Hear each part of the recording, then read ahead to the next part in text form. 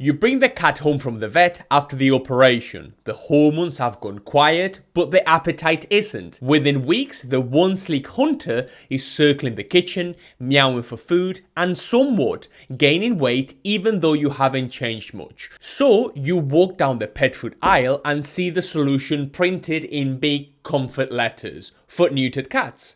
Light formulas, calorie control kibble, indoor blends. You buy them, you trust them, and 6 months later, your cat is still heavier, lazier, and hungrier than before. Today, we are going to fix that. This video isn't about counting calories, it's about understanding what a neutered cat is metabolically, what modern cat food is not, and how to feed according to biology, not branding. By the end, you'll know exactly what and how to feed your cat to keep them lean, strong, and satisfied without falling for the industry's neutered or indoor marketing tricks. Before we start, my name is Sam, I'm your cat nutritionist, and it's important for you to understand that I'm 100% independent. Listen, neutering changes everything, but not in the way pet food companies want you to think. When a cat is neutered, the removal of sex hormones like testosterone lowers the animal's basal metabolic rate by roughly 10 to 20%. That means the body burns fewer calories at rest.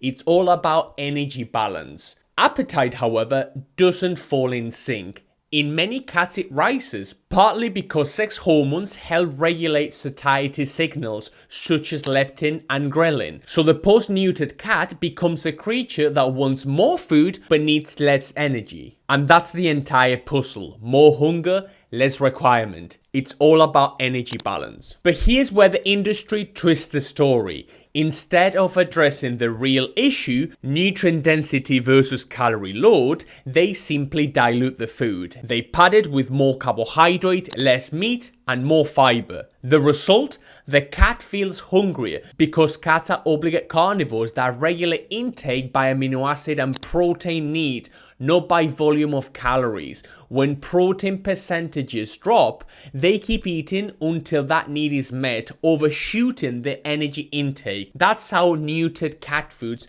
make cats fatter. And as you know this about your cat, cats do not require any starch. They lack something called salivary amylase, which means that they cannot break down carbohydrates. Their liver lacks a hormone that in omnivores handles post-meal glucose spikes. Feed them carbohydrates and their blood sugar will rise and stay higher for longer. Over years, that will contribute to insulin resistance, fat deposition, and the creeping obesity we call post-neutered syndrome. Now let's talk about carbohydrates and your cat, because this is where the real cheese is cooked. Walk into any store and turn over a bag labeled indoor or neutered cat formula. You will find the first ingredient, corn, wheat, rice, barley, or pea protein, maybe chicken meal as well. These are very cheap calories. These aren't carnivore nutrition. Pet food labels list ingredients by weight before cooking. Fresh meat is about 70% water. When the kibble is baked, that water disappears, and the plant fibers, which start dry, take over the bulk of the formula. A food that appears meat heavy on the label can end up mostly starch by weight in the bowl. At that, hidden sugars, molasses, beet pulp, caramel color, whatever the euphemism, it's sugar. Why? Because cats don't like the taste of pure plant matter. Sugar makes it palatable and browns the kibble attractively for the human buyer, but metabolically it's the same as feeding dessert for dinner. Remember, a cat's natural diet is roughly 2% carbohydrate from the glycogen in prey issue. The average neutered kibble sits at 30 to 40% carbohydrate. That's a 20-fold increase every single meal, every single day. But when it comes to labels, you have to pay attention to this. Labels are theater. They exist to satisfy regulation and reassure you, not to tell you the nutritional truth. Chicken flavor may contain no real chicken. High protein might include plant proteins from peas and lentils that lack the essential amino acids like taurine that your cat absolutely needs. Terms like complete and balanced simply means the formula meets minimum nutrient profiles in a lab, not that it's biologically ideal. Manufacturers do exploit this. They add powdered meat digest for flavor, throw in synthetic taurine, and call it carnivore nutrition. Meanwhile, the calorie density and carbohydrate load remain far above what a neutered cat can effectively metabolize. So when it comes to food labels, indoor cat, sterilized formula, weight control blend, these sound scientific, these sound tailored to your cat, but they are marketing categories, not physiological ones. There's no definition in any regulatory framework for an indoor cat diet. It simply means fewer calories and more fiber, i.e. more filler. Yes, neutered cats burn fewer calories, but the solution isn't less food volume, it's more nutrient density per calorie. When you dilute the meat and protein, you drive hunger. The cat eats more total food trying to satisfy its biological requirements and ends up consuming more calories, not fewer. So what should you feed your cat? A cat is a small hyper carnivore. 95% of its natural diet in the wild is animal tissue. Muscle meat, organs, connective tissue, bone, everything about its anatomy confirms this. They have a very short digestive tract, very high stomach acidity, the limited ability to upregulate carbohydrate metabolism, and they absolutely need certain things like taurine, which they need to see better, get pregnant, and for the overall endocrine system. Feeding by biology means giving the body what evolution expects, not what marketing sells.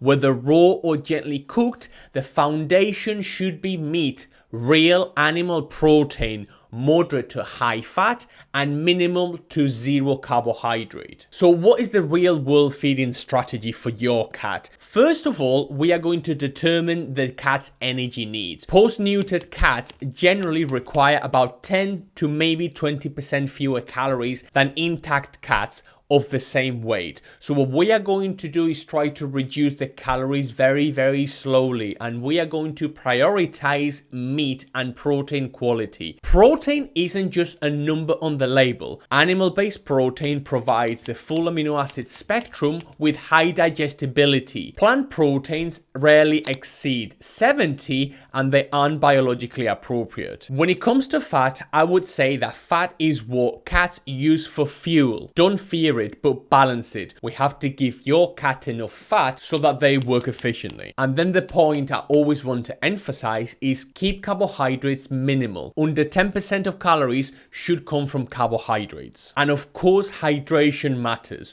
Most neutered cats are indoor cats. They live on dry air and dry kibble. Switch to wet food or add water or broth to meals. Aim for a total moisture intake above 60% to protect kidneys and urinary tract. If you can, I would ditch the kibble because most kibbles are going to be very, very carb heavy and they aren't going to be biologically appropriate. And they are going to be the very cause of a lot of the issues in modern cats. Obesity, pancreatitis, kidney disease, urinary tract problems, etc. I want you to start thinking about your cat like an obligate carnivore that gets most of its hydration from prey. So anytime your cat eats, they need to be getting about 70% water with their meal. That means wet food, cooked food, or raw food. If you want to stick to kibble, make sure your cat is drinking enough. And if at this point I have perked your interest, you should consider downloading our guide, How to Feed Your Cat for Optimum Health. It's an unmissable resource that will open your eyes and teach you everything you need to know about your cat being an obligate carnivore and how to feed them for optimum health. How to Feed Your Cat for Optimum Health.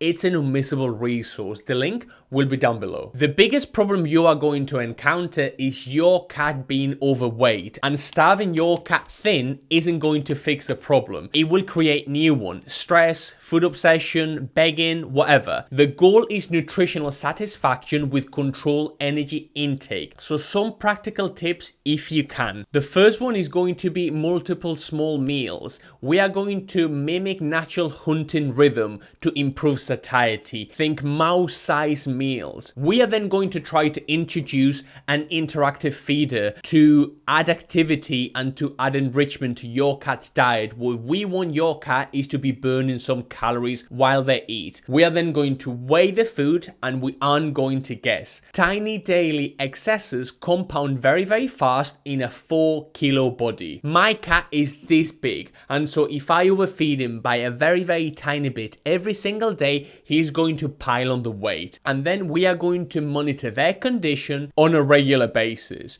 You should feel the ribs under a thin fat cover, see a waist from above and a slight tuck from the side. Activity will help too. Even 10 minutes of laser pointed play or feather one chasing raises metabolism and preserves lean mass. It's so important that you move away from commercial cat food. Commercial cat food is absolutely ridiculous. It leads to so many problems. If you buy your cat's food from the vet, from the supermarket, or you buy them from a big box retailer, the chances are that that very food is going to contribute to urinary problems, hairballs, and boredom, because those are going to be very, very carb heavy and very low in high quality protein, high quality animal protein. Nutrient change your cat's hormones, not its species. It's still a carnivore. Feed it like one. High protein, moderate fat, low carbohydrate, plenty of moisture, and you'll avoid 90% of the chronic issues that plague modern cats: obesity, diabetes, UTIs, and the slow drift towards metabolic illness. Ignore the front of the bag. Read the biology instead. Your cat's body already knows what it needs. You just have to listen. And if you found that useful, consider downloading my guide, How to Feed Your Cat for Optimum Health. And if you are looking for a list of really good wet foods and to see what wet food is better for your cat, you should consider watching this video next.